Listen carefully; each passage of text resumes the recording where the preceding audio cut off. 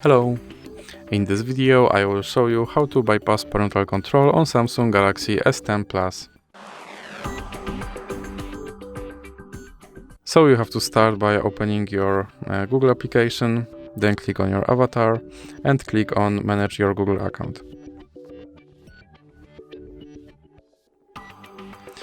Now you have to go to Data and Privacy, and here you have to scroll down and click on Delete your Google account.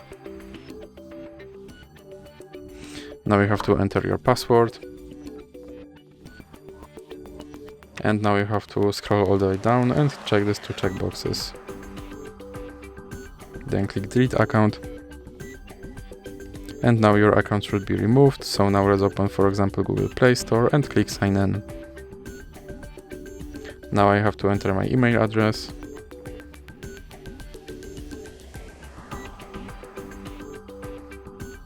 Then click Next. Click Next again. And here I have to enter my password. And now click I agree. Now click Accept. And as you can see, my parental control is bypassed and my account is recovered. So that's it for this video. If you liked it, please remember to leave a like and subscribe.